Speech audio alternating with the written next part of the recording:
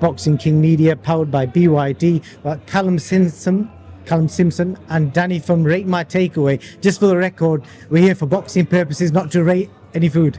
Well, we are, mate, yeah, but to be fair, I've been in the ring with Callum. He was lucky I didn't knock him out, like.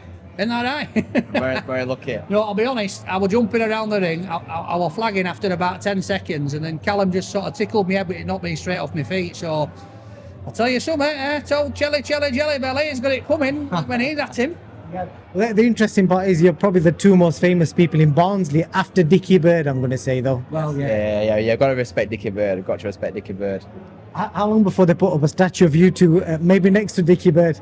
Hopefully not too long, mate. Hopefully not too long. But what a lot of people don't know that Danny actually is my nutritionist. Yeah. Right. He's actually my nutritionist, and a lot of people don't know that. So when you see me in fighting shape, that's all down to him. And it could be him, but he likes takeaways. This is it, you see. I mean, to be honest, I've studied a lot of nutrition. I don't follow my own advice, and this is what I say to Callum. I say to him, look, pal, if you don't listen to what I say, you're going to end up like me. And look at him.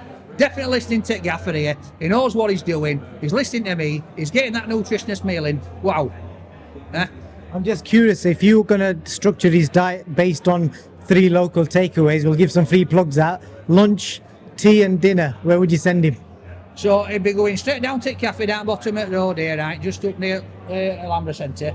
Can go in there and get himself some porridge and fruit, right? But he can't have no silly whole milk in there. He's got to have a bit of that soya in, all right? We can't have too much porridge, mind you, because it makes it a bit heavy up belly. All right, then we'll be going over into to Glassworks. We'll get him in there for a bit of lunch. Yeah? Might have some bit of protein in there. Get him in there, a few veggies. And then at night time, he always comes round to mine because I like to see what he's been getting up to, and I'll cook him a nice bit of tea. How does that sound? That's not far off with 90 minutes, to be honest. I had porridge this morning. And then a little bit of chicken salad and a bit of rice as well, so it's not far off what I have anyway. Sound, man. And if I go back a couple of years, Callum, when we're roughly about the time when we first met, we had you at Boxing King Media as a brand ambassador because I believed in your talent and I knew you could get this far. And I was just looking at a post I did in October 2022, and I put in the caption, "We'll be on a TV screen very soon." And within 2 years, not only that, you're in a bloody stadium. Yeah, it's crazy how far we've come from then. That's only about 15, 16 months ago, not even that long ago. And not only have I signed with Sky, a boxer, been at Fort Manchester Arena, O2 Arena, and won titles with him. But yeah, I'm headlining for the British Commonwealth this early on in my career in my hometown football stadium. It's unbelievable how it's come about. Danny, you're obviously from the previous generation of Barnsley people. What do you think it means? I mean that respectfully. What do you think it means to the locals to have like a young man that they can support and come out and watch? Because I was asking Johnny Nelson earlier, I can't think of the last Barnsley boxer that people came out to watch in these numbers. Yeah, mate, you know what? It's absolutely unreal what Callum's doing for Barnsley. He's putting them back on map. I mean, last season I went to a few games and there were more people turning heads for Callum than there were anybody else. And, this lad, what he's done so far is absolutely amazing. I thought he were going to call me out when you were talking about October 2022 because he was trying to get me to this fight and I was too busy. I was in America and he was carrying on with me, but I'll definitely be at this next one. But yeah, he's what he's done for boxing, what he's done for Barnsley is absolutely amazing. And I think we saw here tonight, the passion just with the people that were here tonight and how they're loving it. I can't wait for fight night because, to be honest, he's going to have his head in game because, he can't let his emotions get best of him, can he? Because I think it's going to be a bit emotional for him. But I reckon he'll do it. If not, bang, I'm taking him back in ring.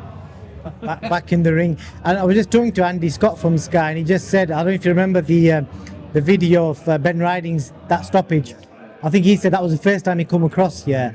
And again, like I said, it's fascinating to see how your journey's just progressed, but it just shows that you've not got sidetracked, because even there was a long period before you got signed, you was waiting for things to progress, and it's just kind of laid on the table for you now at Barnsley Stadium.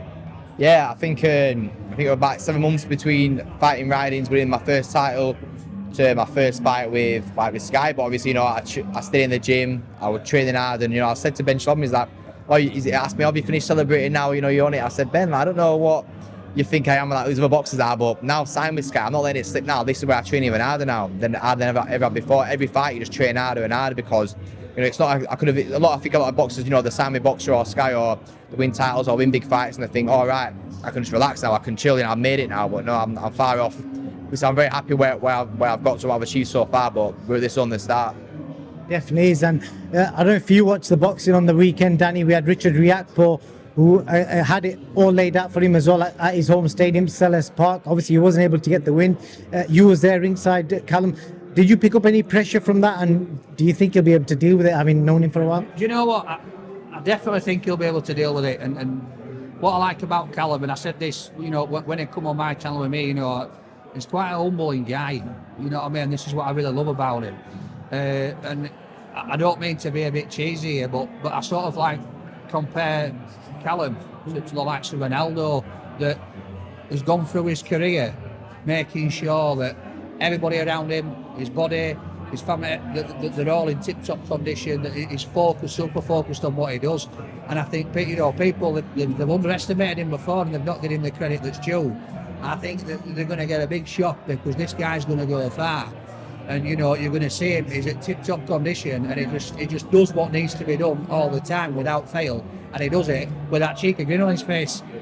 You know what I mean? Any concerns for you, because you saw Richard Riakpo and unfortunately didn't go his way, because the pressure is going to be on you, because I believe 5,000 tickets have already been sold, so it'll be a sellout, 7,000 probably plus squeezing in around the corners or whatever, watching you fight. No, there's no worry about pressure for me. You know, the guys at Sky, they've been asking me about pressure since my first big fight at Manchester Arena, my Sky Sports debut, or when I fought for my first title, my second title at the O2 Arena, asking about pressure this, pressure that. There's no pressure for me. Like I said, people said pressure is a privilege. For me, I'm a very cool, relaxed person anyway, and I've worked too hard to feel under pressure or anything like that. But I always make sure I don't get too excited as well, because a lot of boxers, they can get excited and get worked up and let it get the best of them. But I'm not trying to keep level-headed, which I always have been, and don't get too excited. And just I'm going to enjoy it, obviously, but at the end of the day, I've got a very hard fight in front of me, one that I believe I'll win. But yes, I've got to stay focused for. Brilliant. And Danny, do you reckon you could compare Callum to your perfect dish as an analogy? What would Callum Simpson be if he was a dish?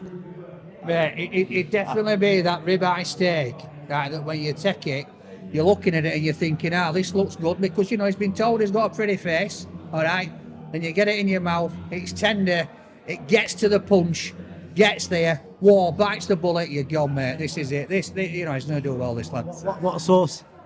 You don't need no sauce, mate. No sauce. No, the pepper? No sides. No sauce, no sides, mate. It's just what it is. This is what I'm saying. He's such an humble person, all right? Like he said, you know, he'll be focused, super focused, and this is what you're going to get. You're going to see it. He's going to be the best of the best. People of Barnsley are going to get behind him. He knows that. He's going to be wearing his hat on his sleeve, and I reckon he's going to smash it. And just the last word, I want to finish on Dickie Bird again. He's a local legend. You ever met him? Who's that, sorry? Did you ever meet Dickie Bird? Yes, I did. I did meet Dickie Bird. Share any stories? Because he was a proper Yorkshireman, old school. Yeah, so I did actually meet Dickie Bird in Market way back. I think I was about 8 or 9 years old. And it was my grandma, she's like, Dickie Bird there. And I'm like, oh. And I'm thinking, I just want some sweets at 10p. And then it wasn't until I sort of explained who it was. But yeah, going past the statue all the time as well, you know what I mean? If there's going to be a statue in here, it's going to be of him, it ain't going to be of me. Or it's going to be of him like a rocket pose and me sat at the table looking up like that going, yes, mate. Do make a statue. I hope they make a statue of the table as well. Callum, I'll leave the final word with you. Last word for your fans. Yeah, a massive thank you for everyone that's got tickets so far and come out to support me. You know, like I said, 7,000 capacity. Ben thought we were going to struggle to do 4,000. We proved him wrong already. And yeah, you know, this wouldn't, you know, as good as I am in the ring and what I do in the ring, this wouldn't be happening if it weren't for you guys. Because you know, there's a lot of great fighters that are good boxers, but they don't have the support that I have, and they're not going to get their headlining show. So it just shows how much boxers believe in me, Sky believe in me, you guys believe in me, that I'm headlining my home football stadium for my 15th fight, which is unheard of. So yeah, thank you very much for getting behind me, and I hope you keep supporting me. We're going to the top. Brilliant. Callum Simpson and Danny from Rate Bar Takeaway, thank you for your time. Thank you.